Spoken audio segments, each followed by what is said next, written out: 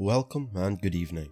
I'm your host with the most, Mr. Ramsay, and I'll be bringing you 3 true camping and wilderness scary stories with some forest ambience. If you haven't already, maybe consider subscribing if you enjoy these encounters. Anyway, without further ado, let's begin.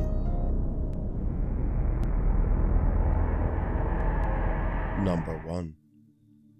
Long-time lurker on here, using a throwaway. I've recently found myself snowed in and bored, so I figured I'd finally share my own story. This really happened, and this is how it went down. No bullshit, this isn't fiction. And I'll warn you, it's long. I grew up in Ohio in the 70s, and me and my childhood friend Joey were outside all the time we could manage it. Joe lived on a farm that bordered a pretty big forest, and my parents would drop me off in the morning and we'd stay in the woods all weekend. We'd only come out for school. We loved pretending we were frontiersmen. We'd build shelters, traps, practice making fire with sticks, the whole 9 yards. When we got to be in high school, we got this notion to pull a Stand By Me. This was based on the movie of the same name that had just come out. The idea was that we'd walk the railroad tracks out in the country, but instead of looking for a dead body, we'd find cool bridges to fish from and camp a little ways off the tracks. Of course we knew this was dangerous, and we'd likely be trespassing, but we were kids. We had a lot of fun. We did find beautiful rivers. We discovered bridges no one went to. We fished, we hid from trains, and at night we camped in woods just near the tracks and made small hidden fires. Nothing bad ever happened. It was ideal. In fact, it was so fun we did it multiple times. Never had a problem. After high school, me and Joe went our own ways. We both left home but always stayed in touch, and always tried to coordinate visits so we'd see each other occasionally. Well, one summer in the mid-90s, it worked out that we were both in town for about a week. We'd do stuff with family in the day, and at night we'd either catch drinks at a bar or sit outside Joe's house around a fire and talk about the old days. One night, me and Joe got talking about our Stand By Me trips. Well, nostalgia and beer are a hell of a mix. Soon we decided to take a day, walk the rails, camp one night and walk home. The day came. We started out early in the morning. We had my wife drop us off in our old spot where we used to start, right outside our hometown. She thought this was absolutely crazy and made sure to mention it. When she pulled away, Joe suggested that instead of walking the usual route, we take the opposite direction just to be adventurous. We knew the land well, we had a map, so I gave it "what the hell" and we set off. The day went fine. It was fun and a little sad, but in a good way. We found a bridge and sat on the edge, smoked a joint and moved on. We had no fishing gear, but we brought some canned food and other stuff. Before night started to set in, we picked a spot to camp. It was a thick forested area, trees on every side of the train tracks so you felt like you were in a tunnel. We had brought small hammocks to sleep on, but before we set them up we decided to do a little scouting of the perimeter. Now this is what we used to do in the old days too. We'd walk the area around a little bit to make sure some dude's house wasn't just over the hill. We were actually camping in the yard.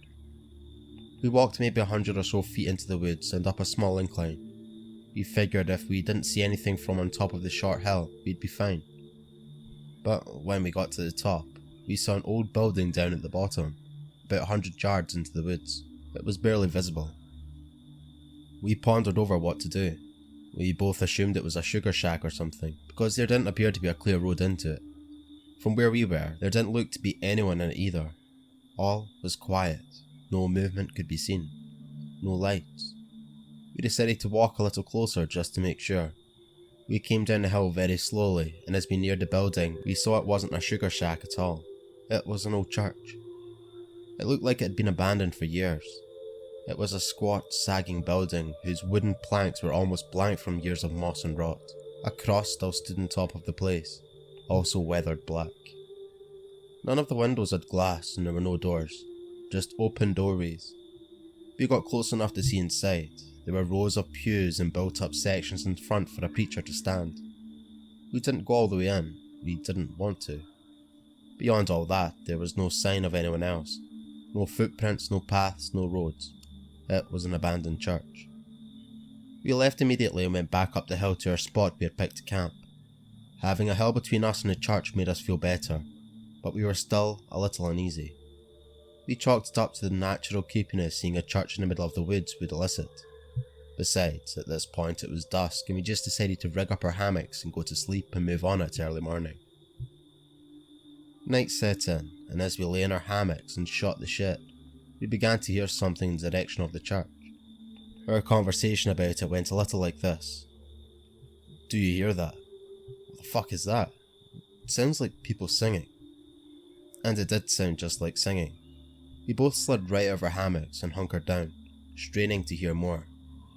We listened for a minute or two, and the singing continued, but it wasn't getting louder.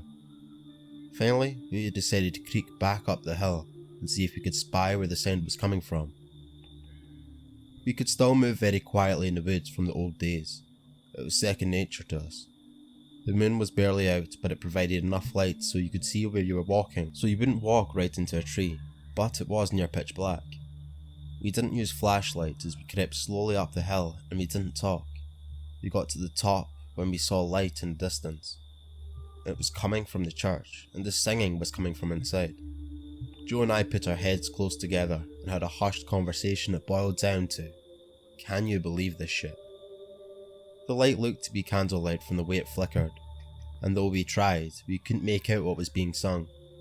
It sounded like church music, but in another language. We sat and watched for a while, trying to see what was in there, but we only saw occasional shadows. We had no intention of getting closer either. We had about a football field length between us, and we aimed to keep it that way. The singing continued for a bit, and then it stopped. After that, a booming male voice began to chant. I was already freaked out, but this voice thoroughly scared the shit out of me. It sounded like some Old Testament preacher you see in the movies. But again, it was like he was speaking in a different language, because we couldn't understand a single word. Eventually, it got to where the single male voice would say something, and then a bunch of voices would answer in song. This lasted for a while, and then they all broke into this long, sustained wail and just kept getting louder. It got so loud and so disturbing that I covered my ears, and then it stopped. At this point, I was just getting ready to say, "Let's get the fuck out of here," when Joe put a hand on my shoulder and hissed, "They're coming out." We were far enough away that we couldn't make them out really well, but what we could see was a line of figures walk out in the open doorway, all holding hands in a single file. We could see some of them had flashlights. They began to sing again, and the lights from the flashlights began to move towards us and the hill. We booked it back down to our campsite, grabbed our shit and ran to the tracks. Once there, we ran down the tracks in the direction we had come from. After a few minutes, we stopped and looked back. We saw lights coming down the hill. They were more erratically like whoever was holding them was shaking them. We continued to run in spurts and walk as fast as we could. We eventually stopped seeing the lights and came to a road. By our map, we knew a small town was about 15 minutes down it, and we walked there, got to a 24-hour gas station and called my wife to come get us. My wife and other friends all just thought it was kids messing around, but I heard those voices and they sure as hell didn't sound like kids to me. Not sure who those people were, but it was definitely the creepiest thing that happened to me out in the woods. Number 2. A crazy experience I'll never forget when I was out camping. A man that just showed up at our group camping site, also miles from an actual campground, and watched us behind the different trees from a distance. A few of us said hello, but he wouldn't answer. Yet when he saw the kids, he tried to talk to them repeatedly. We were a big group of adults, but since we had children with us, some of the guys finally went over and confronted him. He claimed to not be watching us and walked away. Then later that night, he pulled up in a beat up RV and parked, blocking us in, right next to our makeshift group site. The RV itself was bizarre and creepy. He had children's underwear on the dash, toys and junk piled up, etc. It was just getting dark and we were all around the fire when he suddenly walks up and stands in our little circle. He made a comment right off the bat that all the little ones went to bed early, which freaked me out immediately. The guys asked him to leave, semi-nicely, not knowing what his deal was. About a half hour later, I could see him standing off behind a tree smoking. Couldn't see him, but saw the end of his cigarette. He just watched and chain smoked. It was unnerving, in the middle of nowhere, being watched by a man who seemed so focused on our kids. Not to mention that out of the 3 other families we were with, My family of 4 was the only one in a tent, which didn't feel as safe as an RV or camper with him there. I went to bed with our 2 kids so they didn't feel alone. Our tent was on the furthest side of the site, away from the fire. Shortly after the kids fell asleep, I heard crunching in the woods around the tent and called my husband's name, thinking he was stumbling in the dark looking for our tent door. When he didn't answer, I unzipped the door and shined the light around, right across the feet of the creepy guy. I instantly jumped up and started yelling. All the guys came running from the fire. The creepy guy just stood there and stared at us. Didn't explain himself. Not that he would have had a good reason. Then turned and walked away. I was beyond done. We packed up our stuff and crammed it into the car, pleading with our friends to leave, but they wouldn't. I was the only adult there that hadn't been drinking. No one could drive home. I drove home, so awake and on high alert all the way. Our friends that stayed did have guns, and they all had secure campers and RVs to sleep in. They came home the next night, and had even more bizarre encounters with creep. Each of us did contact the authorities, by the way. Number 3. I am a 17-year-old guy currently living in Phoenix, Arizona. This incident took place around 6 months ago, an overnight trip into the Superstition Mountains, which are about an hour drive east of Phoenix. I'm not going to specify the exact trail, because I've been doing this stuff long enough to realise what happens when you post stuff on the internet. Whether it's a good trail, abandoned mine, ghosts or whatever it may be, people come flocking, and it's usually with a lot of trash and loud music. Anyway, this particular trail I was taking was an 8-mile loop through a canyon. Pretty simple in and out overnight trip. I had planned to go with my friend, but a last minute cancel on his part left me on my own. So, with a packed bag and car ready to go, I decided to go on my own. Not leaving the house on time and some trouble navigating rough forest roads, I didn't arrive to the trailhead until around 5:45, which for those of you who don't backpack, this is a very big no-no. I had about a 4-mile hike until I arrived at my planned camping spot, and it was getting dark fast, so I figured if I moved quick enough I could get at least 2 to 3 miles in before I had to find a spot. This strategy left me hiking a very dark trail on my own, with about 50 miles of dirt road between me and anyone else. Hiking in the dark by itself is scary, especially for when I was and being on my own. Eventually it got so dark that I could only see where my headlamp was pointing, and that's when I figured I needed to stop and get a camp set up. With only using the headlamp as my light source and trying to move fast, I ended up in a less than ideal spot, but there were some burnt pieces of wood and the remains of a fire circle, so it looked like people had been there before, but definitely not recently. My first priority was to get a fire going. I scanned the area around me and was able to find some dry wood, and I got the fire going. I got my tarp set up and cracked open a can of chili mac I had brought for myself and was very much looking forward to eating. I was feeling good, my camp was set up and my food was on the fire. The feeling of uneasiness from the hike had almost gone away, but it was still there, side effect of camping alone in remote areas. To fully understand what happened, I had to explain to you how my camp was set up. The site I had picked was a small clearing surrounded by large pine trees with a trail about 30 feet to my left. When you're in the woods and have a fire going, the fire casts a circle of light around it, and everything on the edge of that circle and past it are pitch black. I was sitting on the ground near my fire eating my dinner when a small rock about the size of a marble was thrown into my camp. I looked at the tiny rock in shock, as I was positive that I was the only person on this trail that night. I immediately turned my light on and towards the area where I had seen the rock come from, but due to the density of the pines and brush, I could only see about 10 feet. I spent the next 15 minutes in disbelief as I scanned the tree line that surrounded me, searching for whatever or whoever had thrown the rock, not daring to stray too far from my fire that in hindsight offered me a false sense of security. After sitting back down and spending the rest of my time in high alert, I was able to convince myself that I had somehow kicked the rock or it had fallen from a tree. I went to sleep that night not expecting the pure terror that was about to unfold. I woke to the sound of rustling leaves, barely inaudible if you weren't listening for them, but they were there. Still, in a sleepy daze I listened as the rustling of leaves got harder to hear, as I assumed they were moving away from me. I went to grab my handheld flashlight that I'd left next to me when I'd fallen asleep, but the more I looked, the more scared I got as I came to realise that it was no longer there. I stood up in my sleeping bag and ducked out of my tarp and looked around.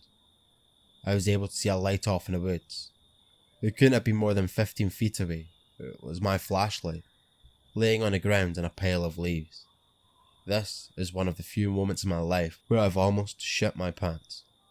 The flashlight that I had left sitting right next to me when I had fallen asleep a few hours ago was now 15 feet away from me past the tree line in the woods. I hurriedly slipped my boots on, clutching my knife in my other hand and keeping my head on a swivel. I weighed my options: stay here and wait out the night, or attempt a 3-mile hike back to the car in the dark. I figured that whatever, or whoever it was out here with me, was definitely going to have a better advantage if I was out on the trail without a light. So, I decided to stay at the camp and wait out the night there. Eventually, it came back. I could hear it walking through the woods. It was far off, but I could hear it. It sounded like someone leisurely walking by, like they were on a stroll without a care in the world. Sometimes it would walk too far away, and I would lose the sound of its steps. But then, an hour later, maybe two, it would return, still faint as ever. This went on for about 3 or 4 hours, until the steps I was listening to got closer, and closer, until they were about 7 feet from me. At this point, the fire got very small, as I'd run out of wood in my pile. The footsteps stopped, and everything went totally silent. I sat there still, for 2 hours, clutching at a knife in my hand, and prayed that I wouldn't hear anything else.